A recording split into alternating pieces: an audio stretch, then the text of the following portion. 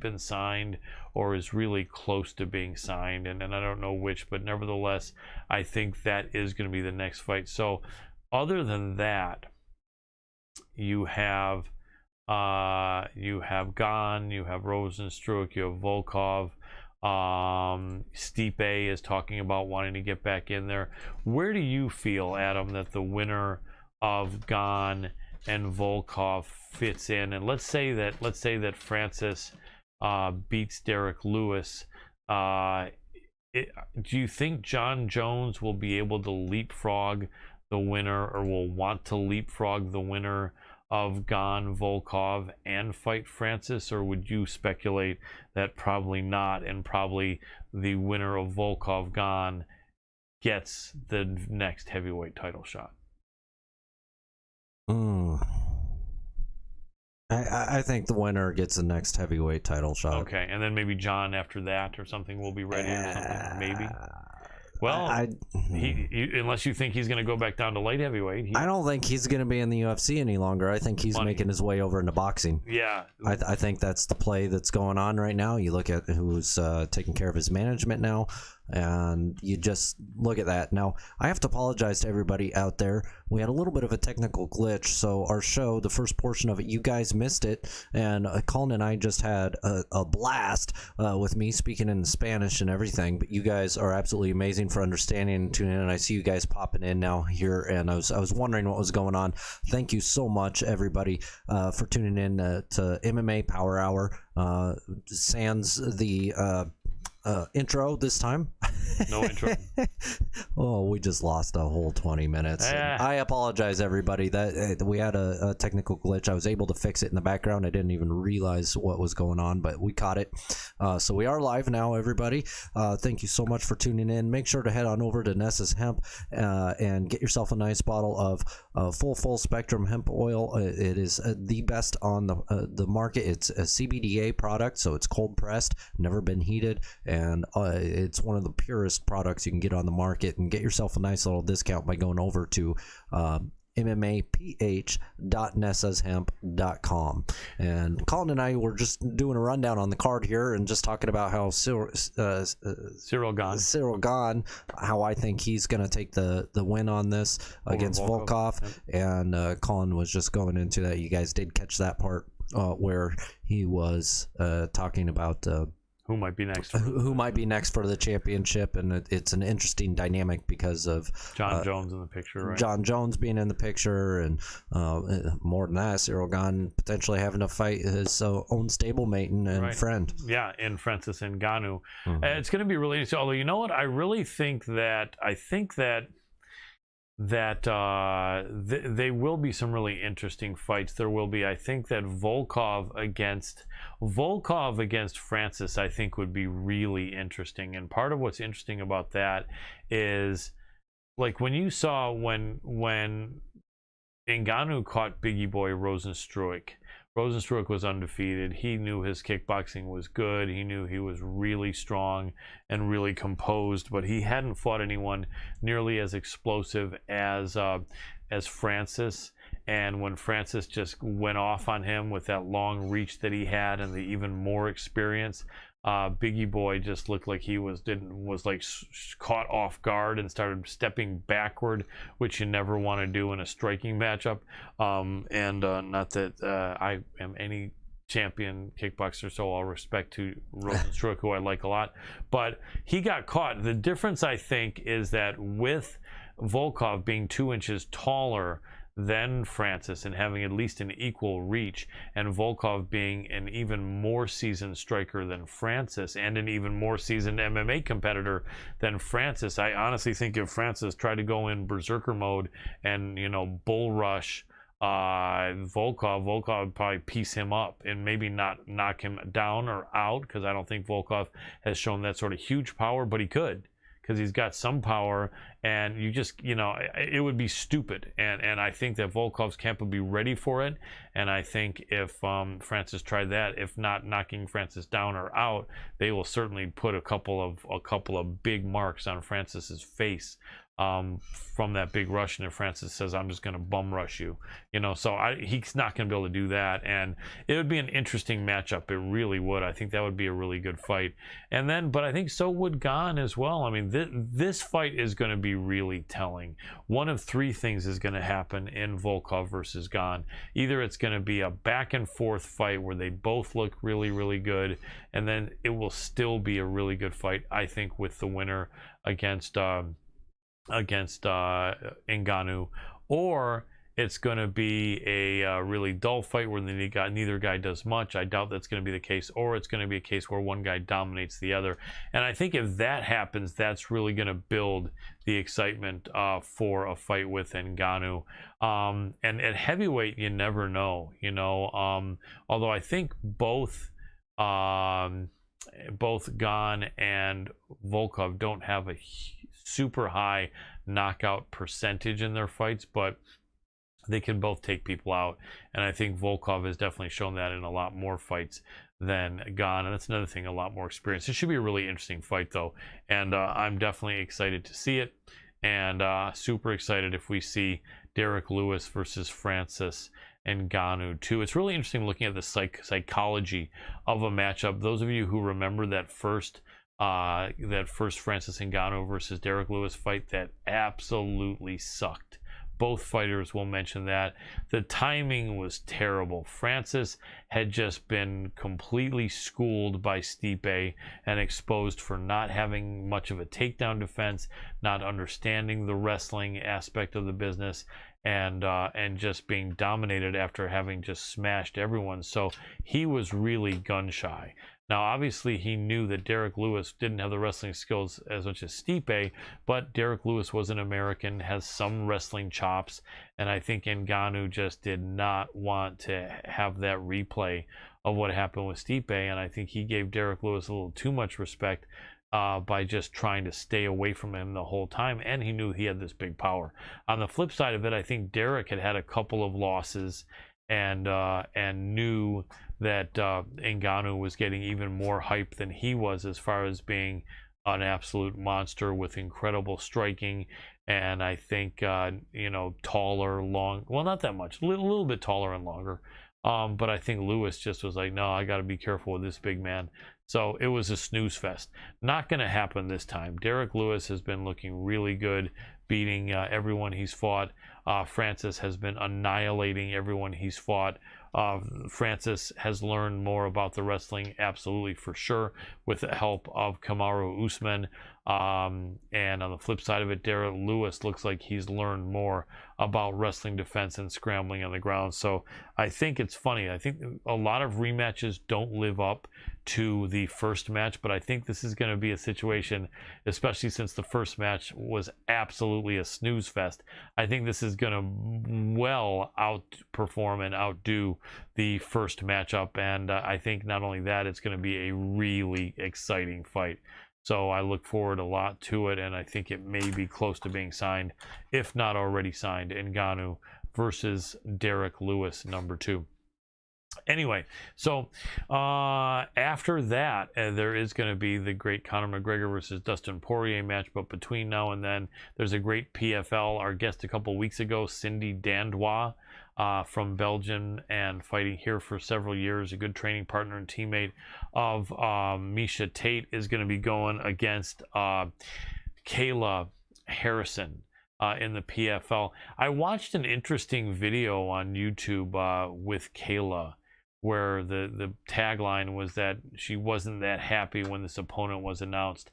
And I was thinking to myself, why would she be that happy? This is the best, most experienced opponent by far that Kayla will have fought.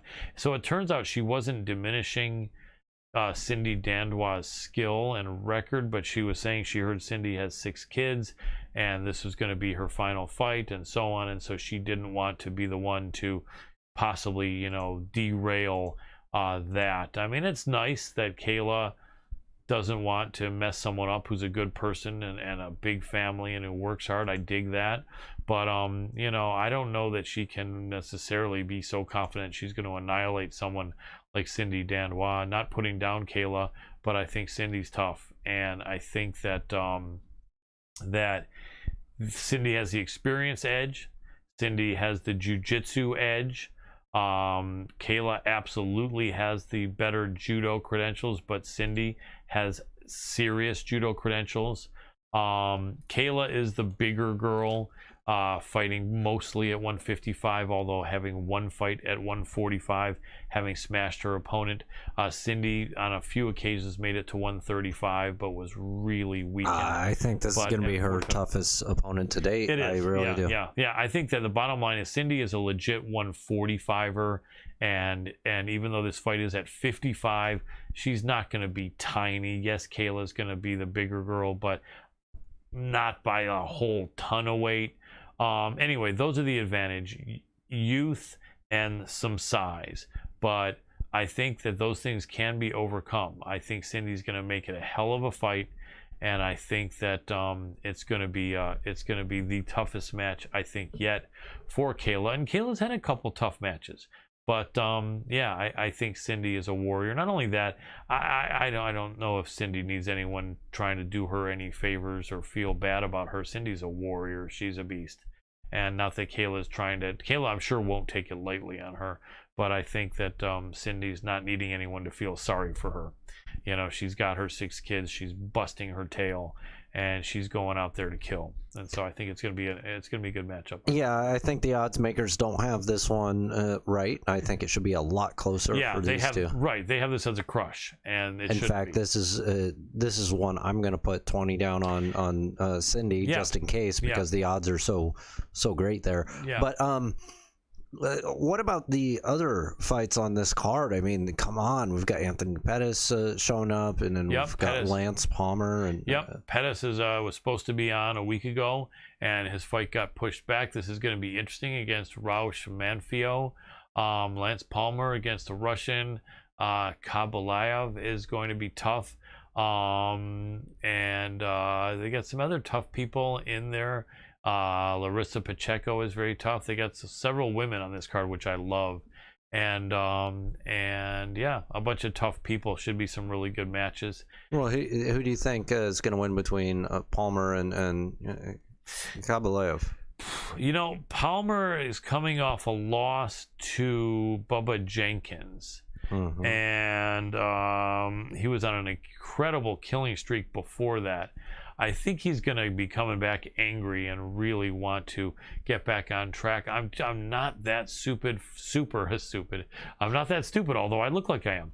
I'm not that super knowledgeable on Moved Khabulayev. So I really don't know, but they've got it as a close matchup. So obviously he's another one of these killer Russians. So I can't really speak in an educated manner in making a prediction there, but I have a feeling that the odds makers know that the Russian's tough. So I would imagine it's going to be a good fight. I have Lance Palmer, though. It's going to be a banger for sure. I'm not betting on this one. I do see Palmer potentially winning this one, but Kabalayev, he's tough. Yeah. Anthony Pettis, him being a favorite, I do agree with that, going up against Manfio. Yeah. I think the odds should I think they got it wrong in the opposite direction here. I think the odds should be a little higher. With Pettis even a bigger favorite. Yeah, I guess because the experience and him being a former world champ and UFC champ and champion pretty much in every organization he's fought in, but he's getting old and he's had some tough fights and taken a lot of punishment. So yeah, well, I mean, a lot of people will sit there and throw age out like it actually matters. Everybody has their own threshold. And, you know, you guys didn't catch it earlier. We were just talking about a previous bout that just happened this last weekend with Anderson Silva. Come on. Pulling off a win against JC Chavez Jr., showing the age. It is really just a number. Yep, I love that too. You know, as an older guy, I always cheer for the older guys. Watching him just school. I mean, he brought a former world champion to school, boxing school, an MMA fighder. It was amazing. I mean, that's just crazy. It was super impressive. It just showed how seriously Anderson took this fight, and then Chavez Jr. missing by 2 pounds and Anderson getting $100,000. That's great. I mean, so then obviously Chavez Jr. had $1 million purse. I guess people don't think about that much, especially since we're looking at a lot of purses in MMA as 20,000 or 40,000. When someone loses 10% of their purse, that's just $2,000 or $4,000. But when someone's got $1 million payday and misses weight, that must have been an amazing gift for Anderson. And then he wins, you know, in a dominant fashion. Anyway, it looks like our next guest may have reached out to us. Do we want to grab her, even though it's 2 minutes early? 2 minutes is nothing, right? Yeah, that's fine. We'll go ahead and do that. Yep, rock and roll. And she is waiting for a little response from me first. Okay, no problem. Fire away with that. While he's responding, we're looking forward to 2 great guests here representing One Championship, the biggest organization outside the United States. Skype dance. There we go. She's in. Hello, B. Can you hear me? Hello. Hi, how are you? I'm well, thank you. Good. All we need you to do is hit that video, and she already hit it. My producer tells me you hit it. Awesome. Excellent, B. So I'm going to give you a proper introduction because we are already live. So here we go, ladies. All right, ladies and gentlemen, super happy to have this next guest on the show. I've been a fan of hers for a while, going all the way back to the fight. If you remember, B, that was a win-win situation against Andy Nguyen. And we were talking about the woman they call Kill Her B. B. Nguyen. Yeah. Welcome to the show, B. Hi, everyone. Thank you for having me. My pleasure. So that was, what, 5 years ago in that King of the Cage against Andy Nguyen? Or did you have 2 fights against her? Gosh, I feel old. Yeah, it was a long time ago. I beat her in my debut, and then I lost to her in King of the Cage title fight. Right, and that was so close, that King of the Cage title fight. Did you kind of feel you won that one, or did you feel that was a draw, or what was your thoughts looking back? No, she definitely won, but it was taken from me, I think, because that ref, do you guys remember Cecil People? Yes. He hates the ground. He, like, stood me up from mount.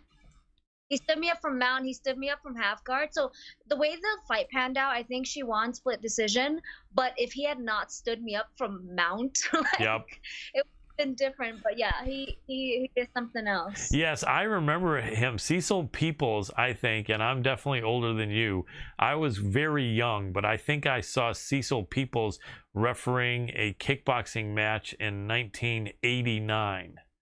Yeah, he's really good with striking, but yes, I think he got let go from the UFC or let go from MMA because he just hated the ground. He just stood people up. Yeah, he really wasn't. He never really jumped into embracing MMA that much. You're right. He just didn't. He didn't like the ground. I don't think he understood the ground that much. And I think he's probably about 75 years old right now. So he probably felt, I'm done with that anyway. And you know, he actually stopped after that fight. Tell me that. What do you say? I didn't hear you. He actually stopped after that our fight. Oh wow, you're kidding me. That was his last MMA fight.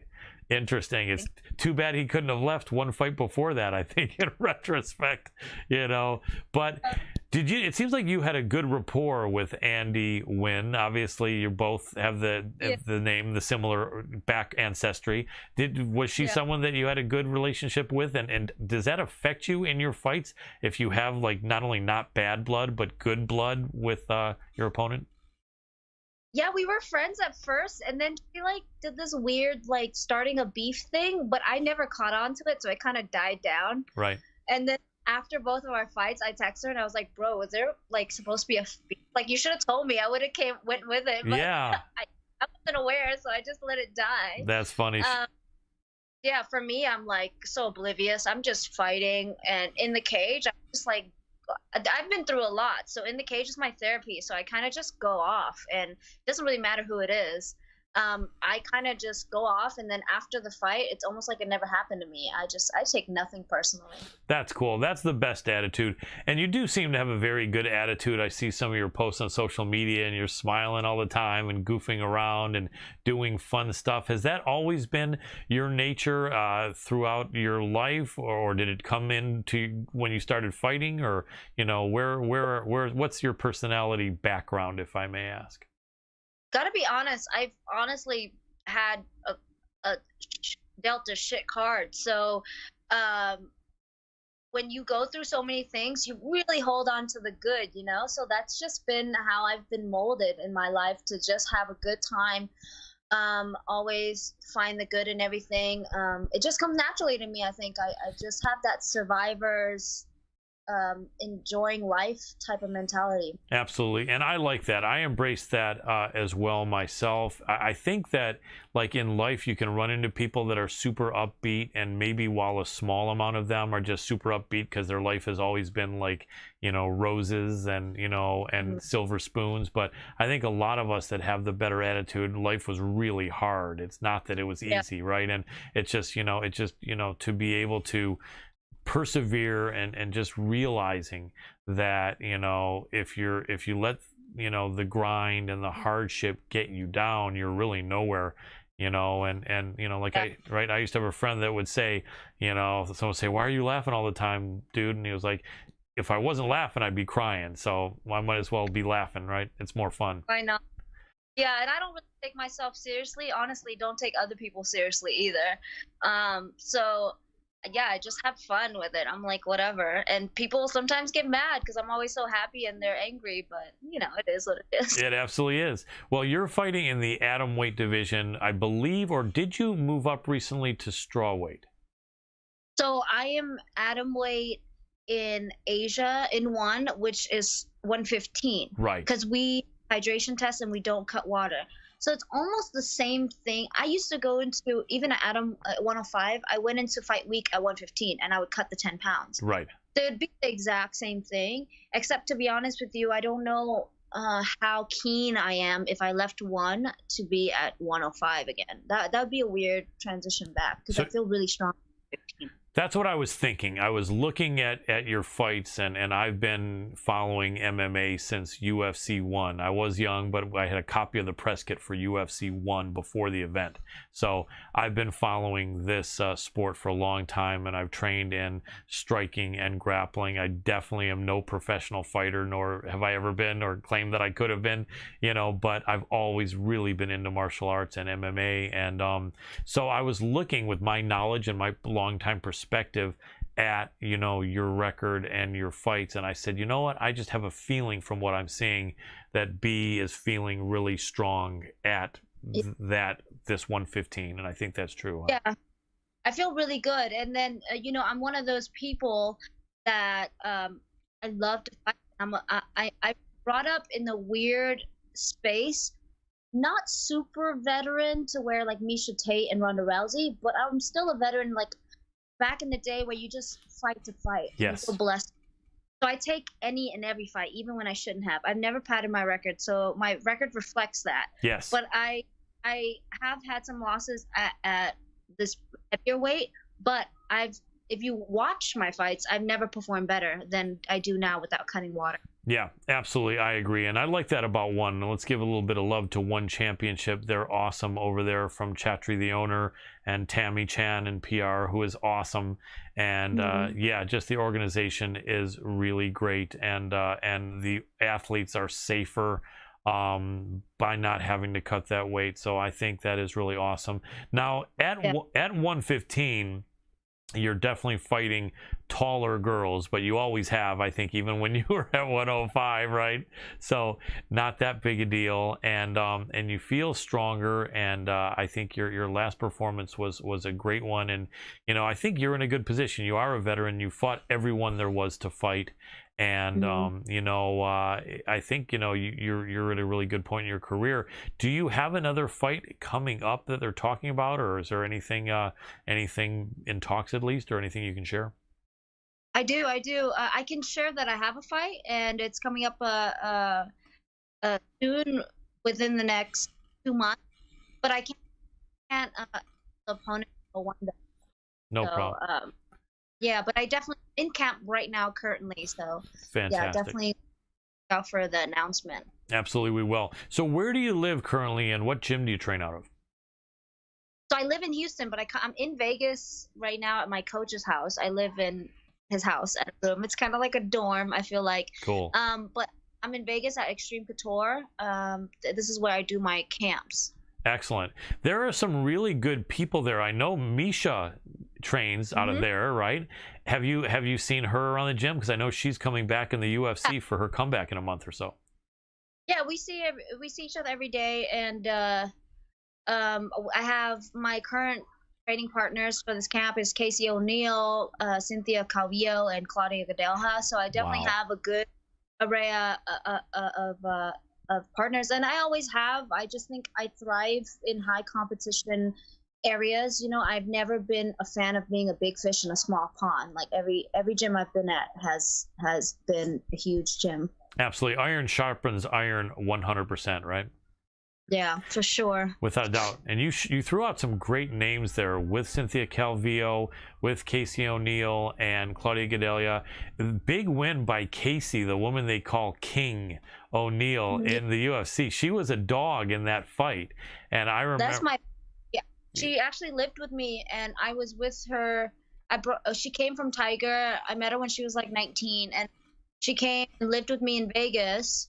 And I was there when she got the call from the UFC. So it's really exciting to see her success now. Yeah. Well, I think also the fact that you're training and with her and you're learning from each other, and it can only help. And then with Cynthia there, who's amazing. And also Cynthia is now at 125 after having been at strawweight for a while. Casey, is she at 15 or 25? She's 25, and she's fighting Jessica Andrade coming up. Wow, that's huge. And then Casey fought at 25 or at strawweight? They're both at 125. Okay, so they're a little bit bigger than you. And then Claudia 135. So that's actually a good look, because you get to deal with someone even a little bit stronger, yet those women still have a lot of speed and explosiveness. So, you got to feel like if you can move around Casey and Cynthia and Claudia, that it can't be that hard to move around another 115-pound girl, right? Yeah, for sure. It definitely gives you the confidence once you go through that grind. That's awesome. How about Misha, may I ask? Do you think we can expect a really strong and driven Misha in this comeback fight coming out of retirement? Yeah, she's looking so good in training, and she's looking fantastic. She's looking fit, and it's hard to say, because as far as skill, I've seen her perform so well in the gym, but it is a long comeback, and she's going to come back with a different type of motivation. And I think it'll be better because she's going to come back fighting for fun, for enjoyment. Yes. Less of the pressure, less of the gold, less of chasing. She's really just having a good time. Absolutely. Really, the flow state is your best state, so I'm very excited for her. Yeah, me too. And she's coming back after having 2 children in about a 3-year period, which is amazing. Right now, I don't think you have any kids, right? No. How tough is it, do you think, for a woman to have 2 kids and deal with what that does to your body, and then to be able to come back and look like an athlete and get your body back like really strong, like you MMA fighters have to do and compete? I don't think physically is a problem at all. I think that situation is a problem. Life is a problem. Social expectations is a problem. I think for women, it's hard to find men that will take care of the kids, let you do camp. Luckily, if you look at these athletes, these are the ones that lucked out. Mm-hmm. Michelle Watterson has a very supportive husband. Misha Tate, very supportive husband. And that's the rare breed. And then the rest of us, like me, who can't even think about a family yet because we don't have those supportive systems yet, and we don't know if we can find it. And what I love about people are very angry that Angela's holding up the division, but I do love the statement that Chatri's making, that you won't have to choose between career and having a baby. Yeah. And Angela's already back at training. She takes it very seriously, but I really it made me feel a little better that so happens, if I'm dating and something happens, like I can get back to the game. You know what I mean? And that Chatri saw that. That's one thing that I do love about that. But yes, we always have to choose between family or fighting, and that's just been the case. Misha had those babies after she retired. Yeah. So that's just a tough thing for us. Social expectation, gender roles is tough for us, but I think physically, no problem. What's that Brazilian girl? She's a black belt, very famous in the UFC. came back even better after her baby. So physically, it's not an issue. Yeah, that's good to know. And I still give a lot of credit to the women that do it, though, because it's definitely a lot of discipline. Even if it's not an issue, it's a tremendous amount of discipline. I remember, like, when I grew up years ago, women were feeling once you're pregnant, you cannot be anything but fat for the rest of your life after that. And I think that, you know, and it's tough. I'm not putting down how hard it is, but I like that women now can not only not be fat, they can be a professional fighter afterward, you know, just having that focus and discipline.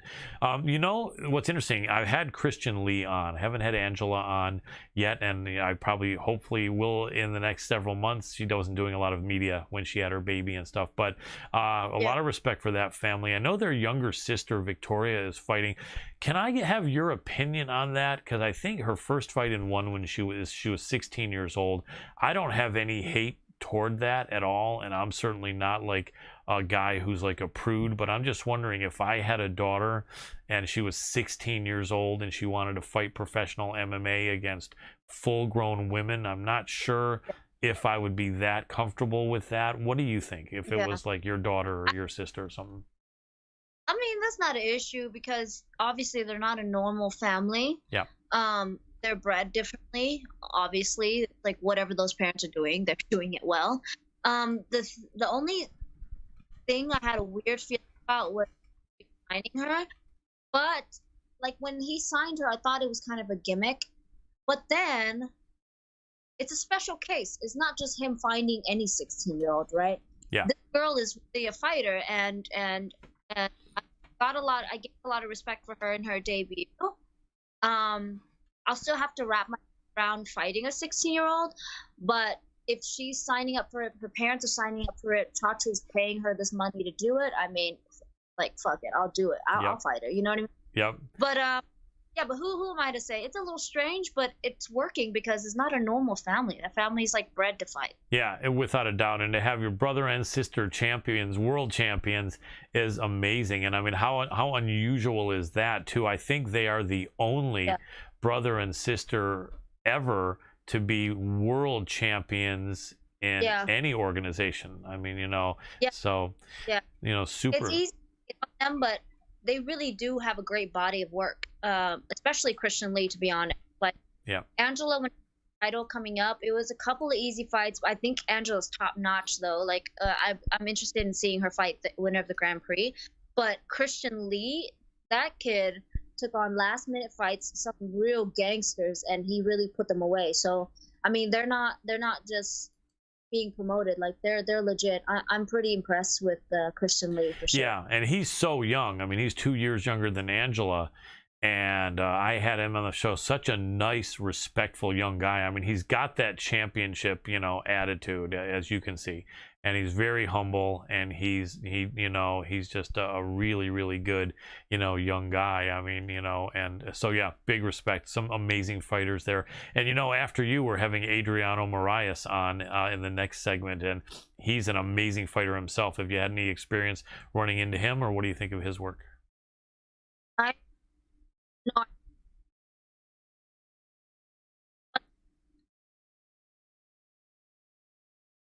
We lost you there. I think a little bit of a Wi-Fi break there. Can you repeat that? I guess you haven't had any experience. Yeah, I said he's DJ. Yes. Yep.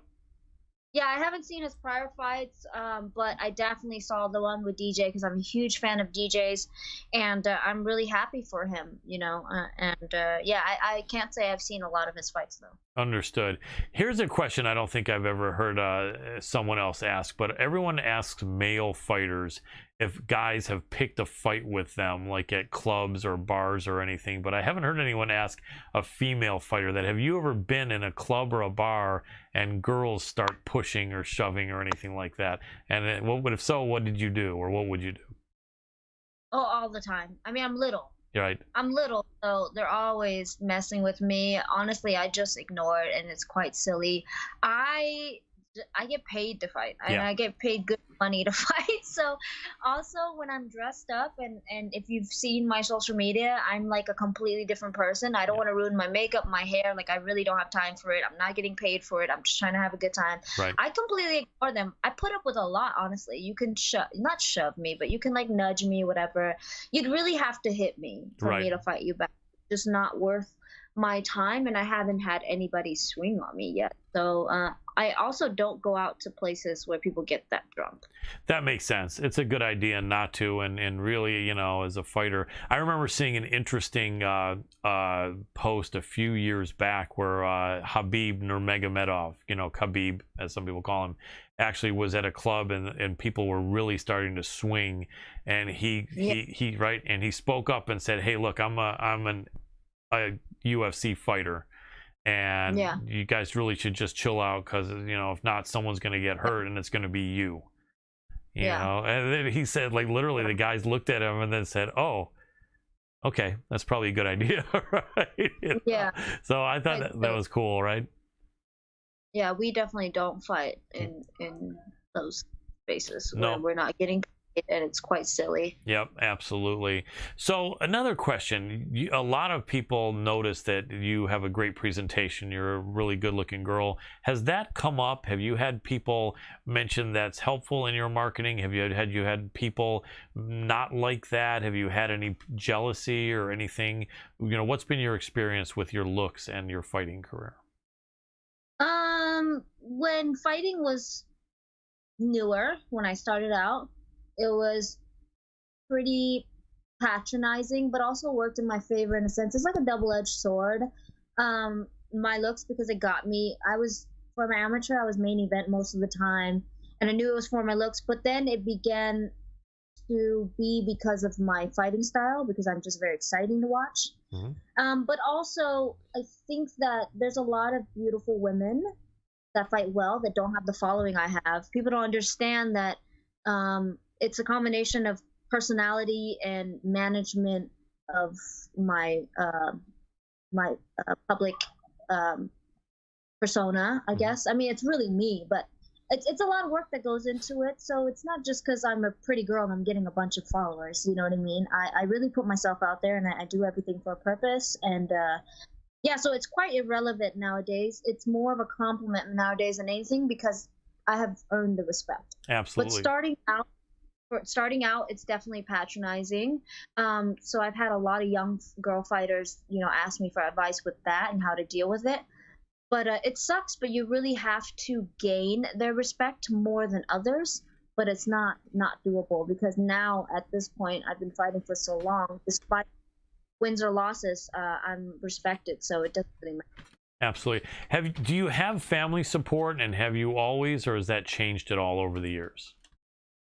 My dad was a big boxing fan. He passed away 3 years ago. My mom is scared shitless, never watches, but always texts me and prays for me. Mm-hmm. My sisters are loving it now. I had a lot of pushback from my family, but people just are concerned when they love you and they don't understand things, and now they love it. You know, now they show me off, and you know, like everything, it just takes time to gain people's respect. And that's with everything. Yeah, without a doubt. Any advice that you could give to female fighters coming up, and do you have any interaction? I think you mentioned you did, at least on one occasion, with a young upcoming fighter. What do you say, or what would you say, you know, to let's say female fighters specifically, or even fighters in general, young people that want to have a career in MMA? Yeah, you know, I really have one piece of advice, because we're coming up in an odd time where, when things are growing, like female fighting is growing, you're either being pushed to show your body more, or you're being pressured to show your body less, and to say this and say that. My biggest advice, and it isn't to do anything specifically, it is to first sit with yourself, decide who you want to be and who people want to see you as, no matter what it is. Whether, you know, there's some girls that literally told me, like, I come from Miami, I don't mind showing my ass. All I advise you to do is own it. Yeah. Choose who you want to be and how people want to see you, no matter what. Show your ass, don't show your ass, religious, not religious, and just own it. Yeah. As long as you own it, you can ride it out and be happy when you're done with your career. Absolutely. Very good advice. Now, One Championship is the biggest organization outside of the United States and the rest of the world, right, in all the Asian countries. And your background is Asian. Are you 100% Vietnamese background or a mix of stuff? Yeah, I was born in Vietnam. I'm 100% Vietnamese. Most of my family's there. You know, I'm an immigrant from Vietnam directly, so definitely Vietnamese. And I've grown to identify a lot with my home country. Very cool. Do people differentiate at all, or fans, or in One Championship, the fighters, even if they were born in Asia, that were raised in America, and those that weren't? Do you feel any difference or any separation there as far as how you're embraced by fans? I think it's all on how you carry yourself. When I'm in Vietnam, I'm very proud of my heritage and my bloodline, but I don't claim to know so much, and I don't claim to be from there. I give them the respect of learning. I'm still learning how things are, and you just need to know that you can't go back to your home country as an American and be entitled to support and claim it. You know, you have to go back and relearn and pay respects, and that's what I've done, and I've gotten really good feedback from Vietnam. But you really just got to humble yourself, and they'll show you love. That's important. Can you speak the language pretty well? I'm fluent. I read and write as well. That's awesome. Who else from Vietnam has had or is having a career in professional MMA?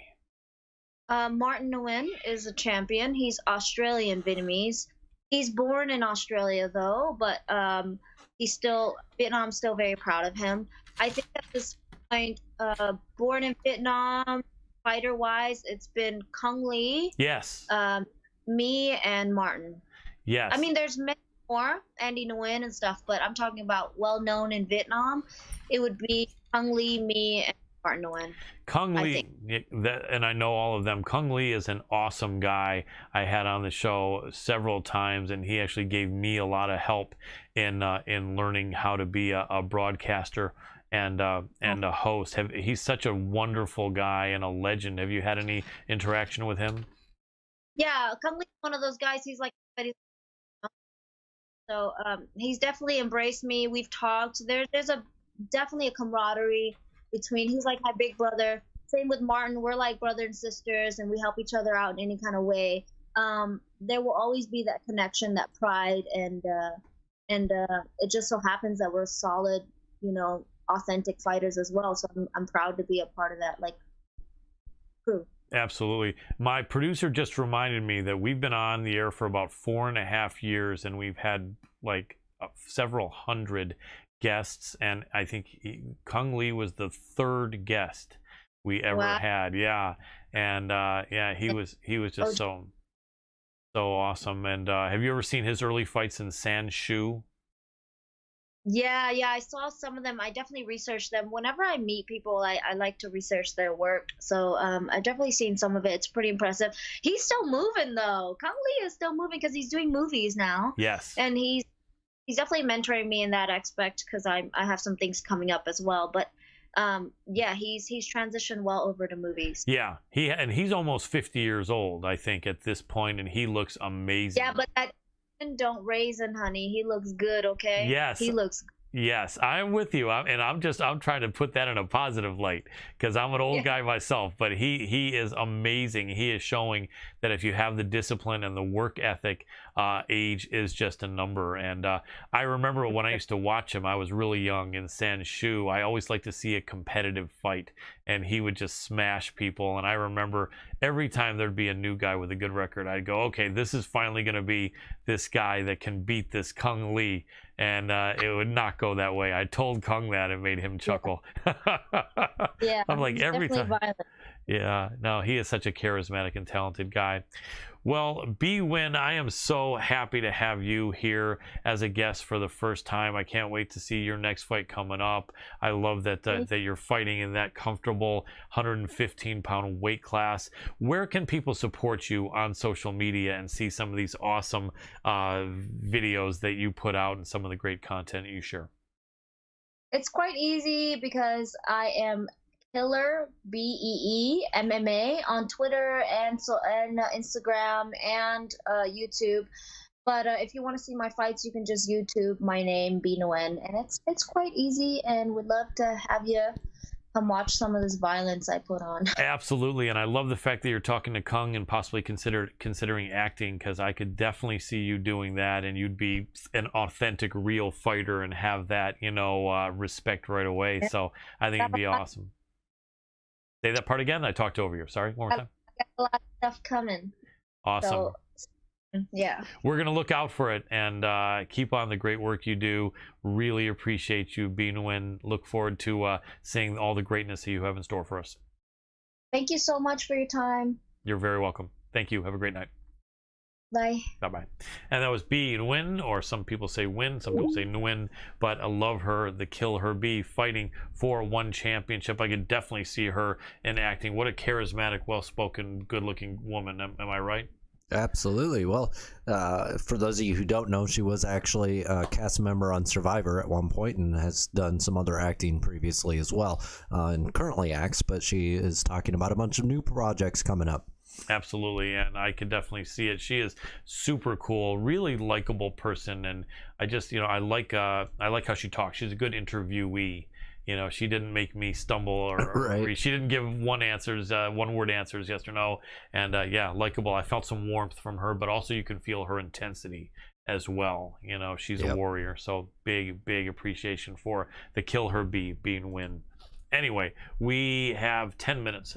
Yeah, we have 10 minutes. I want to go ahead and say thank you so much for tuning in here. Make sure to head on over to our social media pages. Give us likes, comments, and shares over there. It's just at MMA Power Hour. Also, hit up our website, MMAPowerHour.com. Go ahead and sign up for the mail list. Once we start getting a bunch of new podcasts going out, we will be sending those out via email. And we do have a couple already. We'll make sure that you guys get access to those real quick and easy. If you're not already checking out the website, you'll notice that we already have one of them up there regularly, so you can always just check in MMAPowerHour.com. Yes, and this is a fully optimized, full spectrum MMA entertainment news and information, right, Adam? It absolutely is, and Colin's trying to remind me to go ahead and give another shout out to Nessa's Hemp. They do have an amazing product. It's a CBDA product. It is a full spectrum hemp oil. You can get it with an exclusive discount by hitting up mmaph.nessashemp.com. Let me go ahead and pull something up here on the screen here real quick, and you can see the spelling of Nessa's and hemp. Absolutely. While you're doing that, I'll thank Sydney Behaler for a good, the nice comment. I appreciate you. Really appreciate you being here, Sydney. We try to be interesting in something and show the love from our heart and be ourselves. We're not ego guys, and we're just so happy to be here, having some people checking us out at different sources and talking about MMA. So we appreciate you, brother. What was I going to say, Dr. Adam Roorda? Yeah, the CBDA, man. When my Canadian friends watch this and talk to each other about it, they see the Nessa's Hemp and they say that she's got some good CBD. I'm shaking my head right now, because you say that every week. I do it every time, but I have to say it's not just CBDA EH like in Canada. It's CBDA, and then you could add the EH if you're Canadian. So you got to make sure it's CBDAA if you're in Canada, but if you're not in Canada, it's just regular CBDA. Colin. I love it. You know what I mean? It makes me happy. Well, I'm going to segue here in a second. First, I'm going to segue from this, but I'm going to segue. We were talking about the Silva fight, and interestingly, I was watching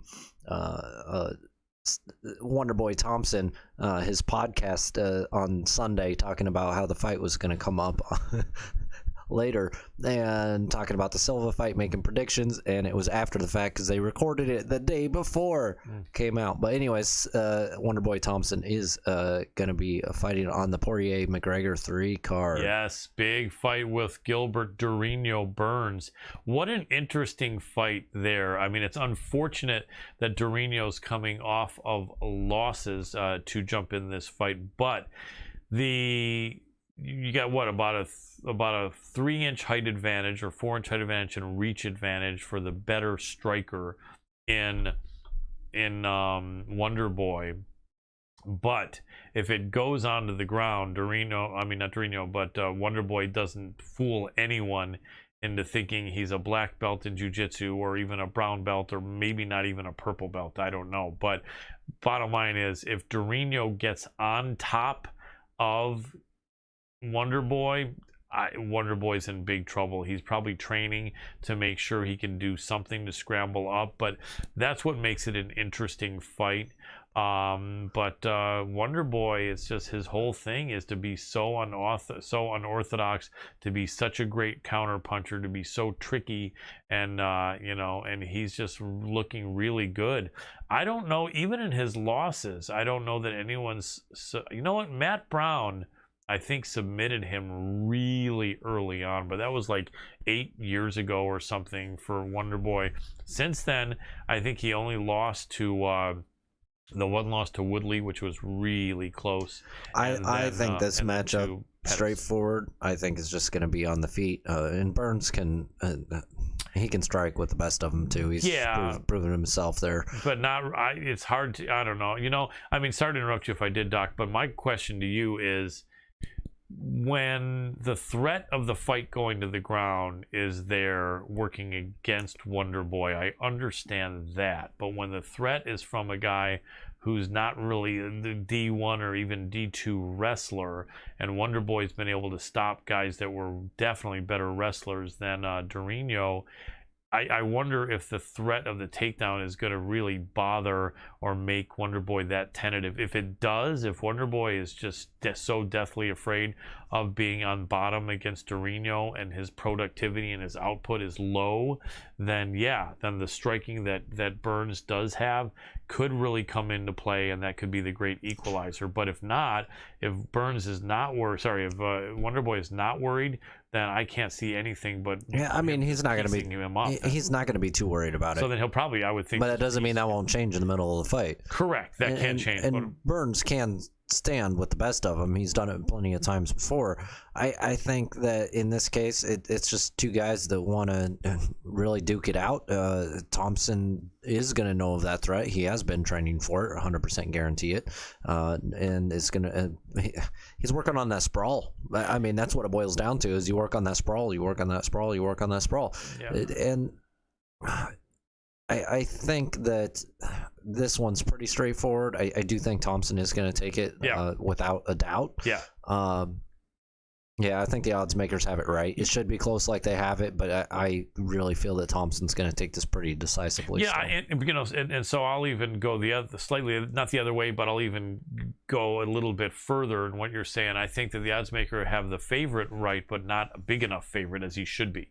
I think instead of Thompson being minus 139 to minus 150, he should be more like minus 190 or minus 200.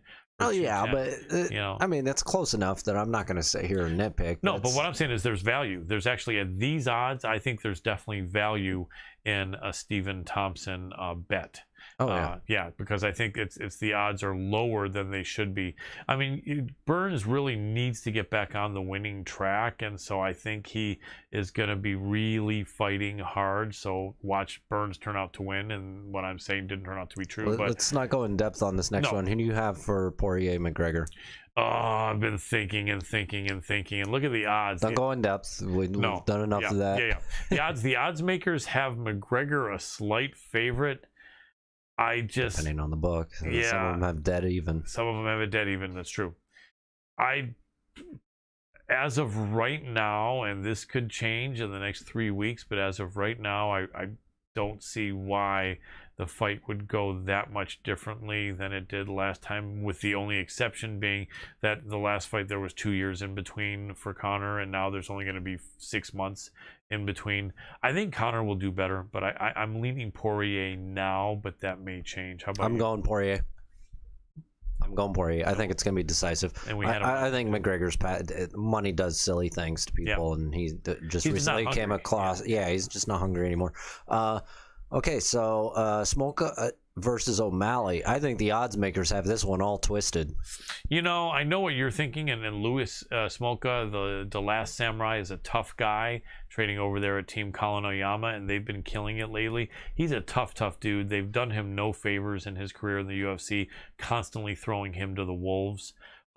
He's a tough dude. He's kind of long and lanky, kind of like Sean O'Malley, but I think Sean is even taller, Sean is younger, and Sean cuts more weight.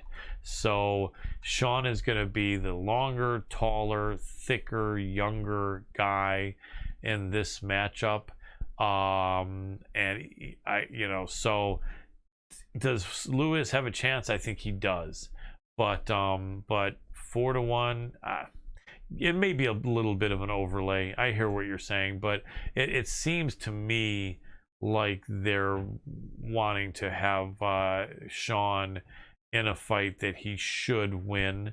And although I think Lewis will do better than what people think, but more than likely Sean wins that fight. I think Lewis could give him some scares though, possibly. I think Smolka takes it. Wow. I think he takes it. I think it's not going the distance even. Wow, that would be something, and there's money to be made for sure on that. Well, who was the last person? Actually, Smolka did stop his last opponent, which was Jose Alberto Quinones. I know that you can't necessarily put him in the same category of skill as far as Sean O'Malley, but not a bad fighter, and Smolka came through, and that was just 7-8 months ago. So I think O'Malley's going to come in there a little too aggressive for Lewis. I think Lewis is going to catch him. I think it's going to be knockout, probably third round. Wow, that would be amazing. It's just because of the aggressiveness, and then that's the only reason why.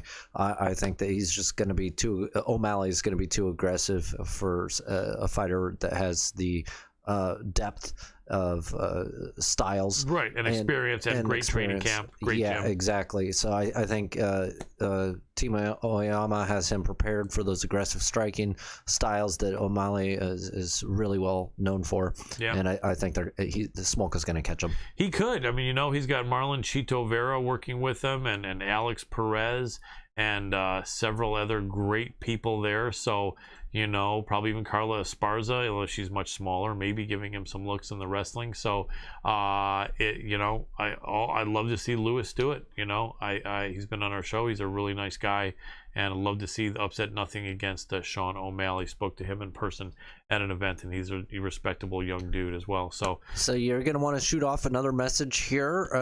We do not have an accepted invite yet from our other guest. That's going to be tough because I don't know that I can get through on my phone here to Tammy over at 1. See what we can do. Yeah, I don't have the dream our server with our MMA Power Hour on this phone. You do, I think, right? Can you? I'll take over talking here, but can you write to Tammy and say we're needing help? What do you mean, the server?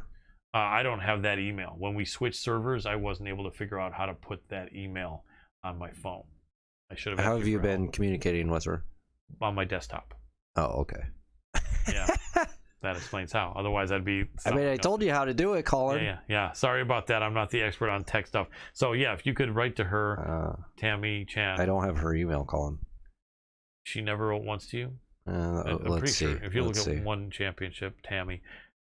Anyway, so what we're doing here, ladies and gentlemen, who is watching, is that once in a while a guest doesn't get the time and the date. We communicate it very clearly, and in this situation, we have the PR person at 1 who secured everything for us, and the only issue is that the only issue is that I don't have, we did a server switch and getting emails on the phone. None of this tech stuff is my expertise. I'm Generation X. Not that there aren't some high-tech Generation X guys, but I'm not one of them. So we're having to have Adam reach out to let our contact know that I was going to say, isn't Microsoft pretty much run by Gen Xer? Probably is. Founded by? Yes, it probably is. But that was a Gen Xer who was really into it. The other thing I basically created technology. That is true. Mr. Bill Gates himself. Yes, he is. He may even be a baby boomer. I think he is. But nevertheless, Dr. Adam Roorda. The other thing also is, even though he hasn't accepted, we do have his Skype address. Maybe we can try to call anyway, or yeah, we can give it a whirl real quick. Yeah, let's see what we can do. Yeah, let's see, because maybe he'll pick up, because we've been told that we're all good. Let's see if we can hear. It's not gonna do anything. All right, let's hear. It's not gonna do anything. No. Okay, so yeah, if you could fire off something to her while you're doing that, I'll talk about other stuff so we can continue to entertain our fans instead of looking like deer in the headlights, or me looking like old jackass that is not good at high-tech stuff, although maybe you guys won't hold that against me. Anyway, other interesting fights on that card, and I'm not able to see him now because Dr. Adam Moraes is doing something else, but let's talk Conor and Dustin, guys. So the first fight, no one knew how good Conor was. Dustin was fighting at featherweight. There we go, a little bit higher, where he was, there we go, where he was dead at the weight, keep it as it is, and he caught Dustin. Dustin had to wait, I think, 5 years to come back and on a level playing field, so to speak, fight against Conor. Many people will say it wasn't completely a level playing field because Conor in the interim had not fought for a couple years and had made a huge amount of money in fighting Floyd Mayweather, that he didn't have that same hunger and same focus, and not only that, didn't even have the cage time over the last few years that Dustin has. So Dustin won that fight, although Conor was looking pretty good early on, but Dustin just poured it on and stopped Conor. Dr. Adam Roorda and I both confidently picked Dustin Poirier to win that fight. So now we're talking about the third fight, the rubber match. And let's look at the circumstances here. They did both fight 6 months ago, each other. So Conor doesn't have 2 years between fights. He only has 6 months between fights. Conor definitely knows this opponent, and obviously for the last 6 months has been trying to make adjustments, because I think this fight was signed like 3 months ago, if not more. Age is similar. Conor, once again, though, is still an incredibly wealthy man who, it doesn't matter financially to him whether he wins this fight or not. Now, check that statement. Financially, it doesn't matter to him whether he wins or loses. Emotionally, it does. His pride, it sure does. And he's a fighter and a winner. And so it certainly matters to him if he wins. In his mind, it's just not going to change his life dramatically. Whether he wins or loses, for Dustin, not the case. Dustin did make a big paycheck against Conor. He's making another one. A win over Conor will be huge. Maybe not as big as that first win, but will still be big. So the motivation is more there, actually much more prominent, in my opinion, on the side of Dustin Poirier. Conor has pride, though, and I don't think Conor's lost 2 fights in a row for a long time. And I think Habib and Dustin did make it 2, so I guess he did recently, although I thought there was Cowboy was in between. Yeah, so Conor hasn't lost 2 fights in a row in a long time, if ever, and I don't think he wants to start now. So it's going to be really interesting. I saw, speaking about Wonderboy Thompson, as we were a few minutes ago, I saw a great video breakdown where Wonderboy was talking about, not even video, I think it was just a written article, where he was talking about what Conor would need to do, and he said some interesting stuff. He thought Conor had been focusing a lot more on boxing, and it looked like that to Wonderboy when this last fight with Dustin went down.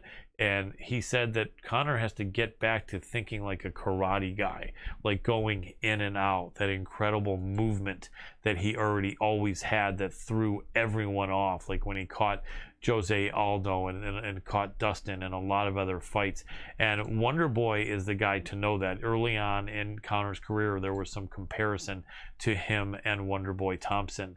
and they were even talking about them fighting, I think, for a few years. And it still could be a really interesting fight, but as it looks now, Wonder Boy would have the advantage there. But the style was a little bit similar in that great movement, and I think Wonder Boy sharing his opinion is a really, really awesome thing, because I think he can conceptualize Conor's movement and fighting style better than any other active MMA fighter today. So the question is, can Conor do that?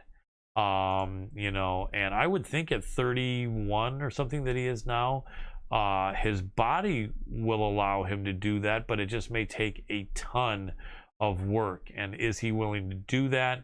And will it be enough against a Dustin Poirier, who has just gotten better and better and better, and just has that championship mentality now? I know Poirier knows that a win over Conor really should get him the next title fight, whether it's against Charles Oliveira or whether someone beats Oliveira in the meanwhile. But Dustin will just be like, ascending to the stars if he beats Conor and then goes on to win the lightweight championship. And so a lot at stake for Dustin. For Conor, it would be great too, coming back and winning after being stopped with all the money in the world and not that much on the line would really get Conor a lot of respect. Yeah, it'd be great for him to win, but quite frankly, I don't think he's going to do it, Colin. Do you think it's going to be at least more competitive than the last one where he got stopped? No, less competitive, or about the same? About the same. Yeah, so you think he may have some things early, and then Dustin comes in and starts to get the distance and starts to put pressure on him and punishes him and stops him. Yeah, I mean, it's pretty much going to be the same thing. Yeah, and it could be. It really, really could be. I'm sure that's what Dustin has in mind. Dustin has no doubt that I'm going to go in there, I'm going to feel him out, I'm going to let Conor throw his fire, and then I'm going to bring the heat like Conor can't take and stop him. And it's going to be... I think Conor's just... I don't think he's lazy. I think he's still working and training, but I think it's just different now. There's not as much drive and motivation. Yeah. He's made his money. Yeah, it's really true. And most fighters, when being asked about him, are saying the same thing. I mean, is there ever any example? You know what? The only examples, I think, of fighters continuing to do well with these huge paydays are fighters that are getting these huge paydays when they're young, early in their career. Now, Conor started getting these great paydays in his late 20s, about he fought Floyd, 3 years ago, I think it was? 3 or 4 years ago, or 3.5. I remember it was shortly after we had started our show, maybe 6 months. And he had fought 4 years ago. Yeah, and he had fought already. As an MMA fighter, he had fought for 7 years or 6 years before that, I think. And so it's different than, I think, someone like a Floyd Mayweather, who in his 3rd year as a pro is making $1 million paydays and more. And I think that it was normal for Floyd Mayweather. I think by the time he was it's not just that. I mean, his cash out on the proper 12. That's true. His cash out on the proper 12.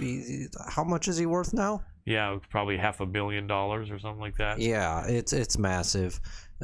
So at this point, he cannot get paid enough to have the motivation there. Right. They would literally have to give him every cent of the money on all the pay-per-views, and even then it might not motivate him. So it's tough. But what I was trying to illustrate, though, Adam, is that there are fighters in the sport of boxing, not in MMA, but the sport of boxing, who in the first few years after beating a bunch of set up fights or fights that weren't that great, they did start making 7 figures, 8 figures, and that was the norm, and they were great. And they were 25 years old, they were 27. I think Conor being 31 or 32 adds to the problem, because what I was kind of leading up to is that if you were 27 and you've been making $15-20 million every fight for the last 3 years, and you're still only 27, you can probably keep doing it. But when you're 32, it does become harder, because the training is harder, you're not recovering quicker, you have kids, and you have all this money, and you know, probably your family and friends are probably urging you to stop this craziness of going in there and getting your block knocked off. Whereas if you're 27 and you have no kids, and you know, no one's telling you to give it up. They're just telling you keep going and keep doing it. So I think that that may be, you know, but you know, he's got a lot of pride. He fights for the Irish people, although not every Irish person is a fan of his. But from what I heard, a majority are not, actually. Yeah, I have a good friend from Ireland, and he said that, yeah, you know, the Irish people, although they have this reputation as being partiers and drinkers, the last couple generations of Irish younger people, millennials, have not had the same problem with drinking, and they've actually really started to clamp down on this reputation of the drunk Irishman.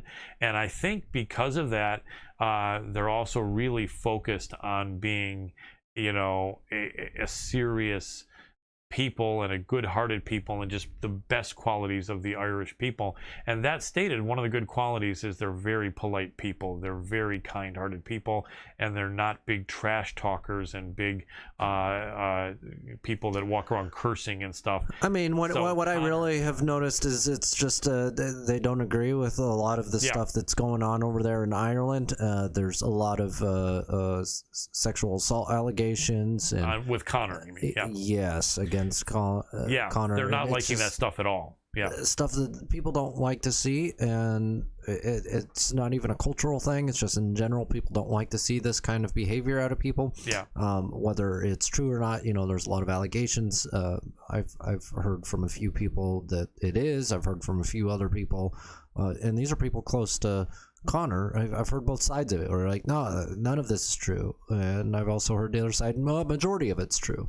Yeah. So I don't know. I don't know what to believe. But at the end of the day, that's where a lot of the I guess when I say a lot of the Irish are not necessarily big fans of him, that's because they hear in the local tabloids all the information that's going out, and clearly the bigger you are as a star, the more likely the tabloids are going to throw out false rumors and crazy allegations.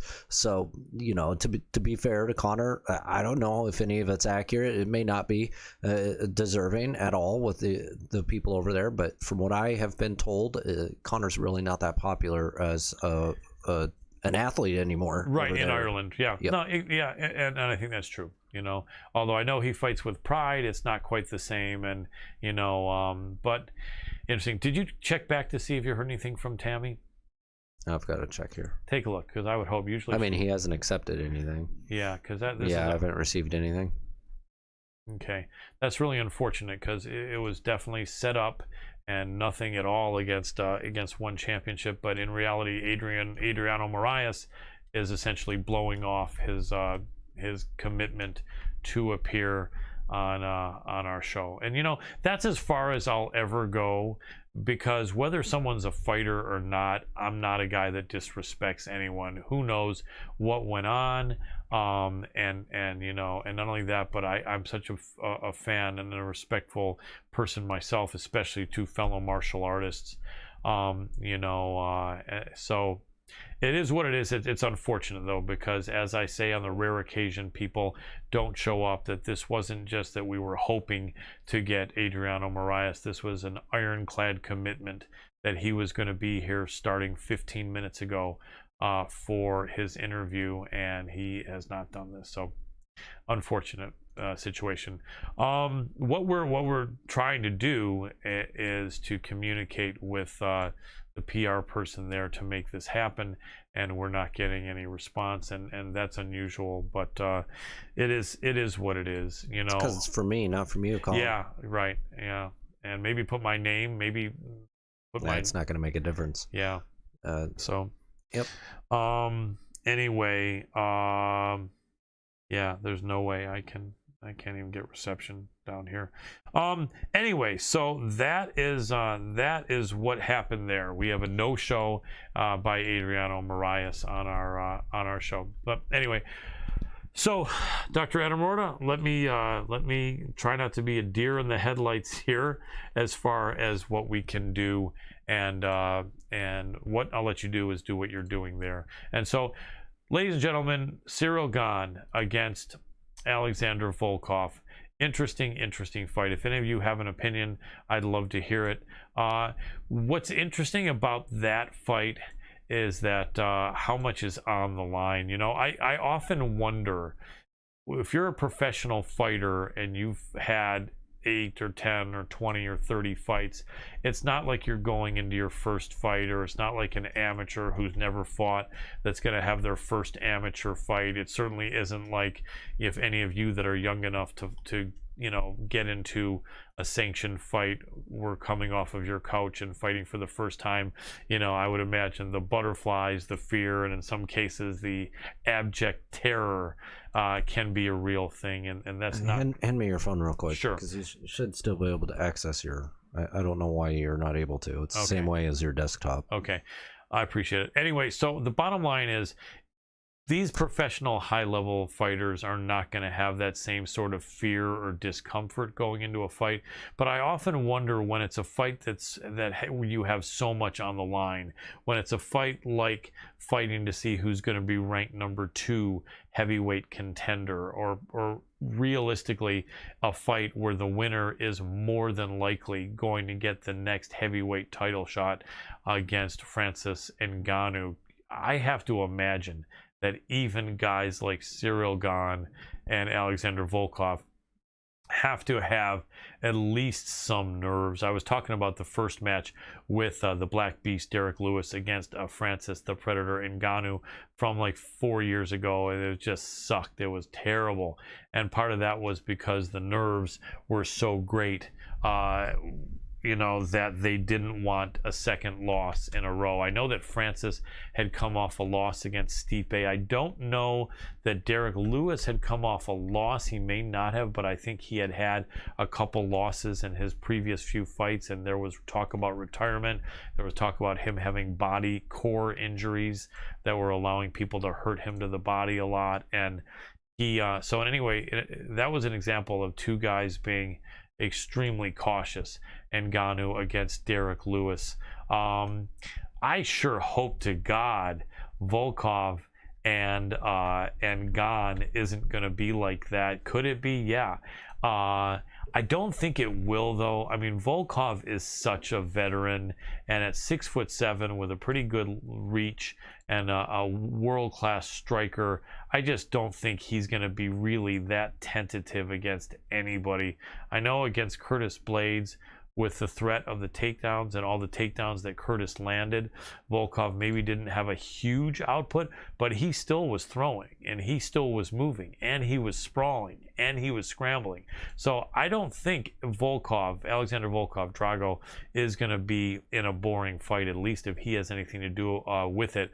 Cyril Gane did take some heat in making it a boring fight against Jairzinho Biggie Boy Rosenstrike in that fight, where he won all 5 rounds out of 5, but literally neither guy looked like they had much damage on their face after the fight. And I think that was because Gane just did not want to be caught with this pulverizing power that Rosenstruik had, and Rosenstruik was just being befuddled by the reach and the skill and the movement. Gane looks like he moves like a welterweight, and he's 6'5" and 250 some pounds. So in all honesty, Gane might want to be really careful here with Volkov. Although against Rosenstruik, where he knew he had the reach and he had, I think, a little bit better technique, and he knew he had a little bit of a threat of the ground game, I think it allowed him to kind of win every round cautiously. I don't think Gane's going to be able to do that with Drago, who's as tall as him, with equal a reach, if not longer, and who is you know, more able to sprawl and stop a takedown probably than Rosenstrike. So, you know, I think if Gon wants to show that he's going to be really cautious and try to stay on the outside and razzle dazzle a 6'7" Russian, I don't think that's going to happen. And I think that as soon as Volkov would see that, I think he's going to start coming in and try to walk Gon down and just start beating the crap out of him. So yeah, this is going to be a fight where both guys are going to fight, and I'm not trying to put Gon down, but I think that Gon should, you know, break out his more aggressive game plan here. Be ready for a firefight. Be ready to get his face marked up, and because this should be a war, and I don't see how it won't be. I sure hope it's not going to be a snooze fest, and I don't think it will be. Okay, good. You're making some possible progress there. So we're having some possible progress. She's asking to reschedule. Okay. Okay, so we're making sure we're going to get Adriano Moraes rescheduled next week. Do we have anybody next week yet? No, not as yet. Let's Okay. take him. Yeah. So we're going to get Adriano Moraes rescheduled here. He was scheduled to be with us. I'm actually going to go ahead and take the fall for this one, being so busy with fight week last week. I'm not able to do what I normally do communication wise with Colin, so he's been doing his best here, and unfortunately I've been busy. I appreciate you saying that. I'll be there with you. We'll both take responsibility, and I think that, you know, One Championship did their best, and they're apologetic sincerely, and for whatever reason, whether it's a good one or a bad one, that Adriano Moraes did not make himself available on the Skype platform that we use. He didn't, but we're going to have him next week for sure, with apologies from One Championship. Doctor and you and me, we're a team, and you know, we both got to take it on the chin on this one. The reason why it's a little bit tougher sometimes in a situation exactly like this, where we're trying to facilitate the save, was that Dr. Adam Roorda had to be running the communication on the email as well as running the boards, and there was no way he could then also be in a back and forth conversation with me, and so that's why you're seeing me do this monologue and have to break down everything. And I know it's not as exciting, but were that not the case, we would have been able to have a fun back and forth. Hey, who cares? Who cares? We're having fun. We're having fun anyway. Watching us. They do. You know what you're talking about. I know what I'm talking about. Exactly. So we can carry it either way. We can. All right. We can. All right. So we want to go, what, about another maybe 5-6 minutes? What do you think? You know what? Let's call it. Yeah, I mean, if you want to go 2 minutes and then call it a night, let's do it. Okay. I mean, we're far enough along at this point. Let's go ahead and do that. Okay. And I'm going to go ahead and tap out, just because I love you guys. I know you guys have things to get to. You tune in every week, and you know, this was not the best episode we've ever had on Planet, but we did have one of our better interviews just a little bit ago. So Thank you so much. Head on over to our social media. Give us likes, comments, shares. It's at MMA Power Hour. Colin, I'm going to hand the torch over to you for the rest of the evening. Thank you, and bring up this Saturday's fights on the betting odds, and I'll just give a quick once over on that for the UFC. For the UFC for Saturday. There we go. Okay, guys, so for this Saturday, Gon and Volkov, tough fight. I'm going to put out my official picks on social media, and that's going to be a close fight. Marquez and Kennedy, Zachukwu, I've got Kennedy. Daniel Pineda, I'm picking for the upset against Andre Touchy-Feely. Moicano should win the fight against Jai Herbert. Means and Dalby is a tough fight, no pick. Look out for that. Hani Barcelos, very tough, and so is Valiev. Look for a great fight there. And Prazeres and Rachmanov are amazing. Worley Alves, a lot of good fighters here. To see how Julija Stoliarenko can come back after that weight cutting debacle from a month ago, I will be excited to see. And Justin James, who was on our show. Ovin St. Preux also against Tanner Boser, should be interesting. So great show next week. We will have Adriano Moraes for sure. We will have 2 other amazing guests we'll announce on social media. I want to thank all you guys for supporting. Tell a friend. I want to thank our one guest, the Kill Her Bee. B, Nguyen, thank you so much. You are amazing, and it was really great to meet you and have you on the show for the first time. So what I will say is go out and spread the love in a positive way. Be that guy, be that girl, not only your best friends and your relatives, but let everyone know that you care about, that you got their back, even if it's friends you haven't talked to for a while, co-workers, someone, you know, let them know. Treat your animals with the love they deserve. They have unconditional love for you, and make sure they're okay. Take care of their health, and make sure they have a cool place in this heat, and fresh water and a fresh litter box for a cat, and take your dog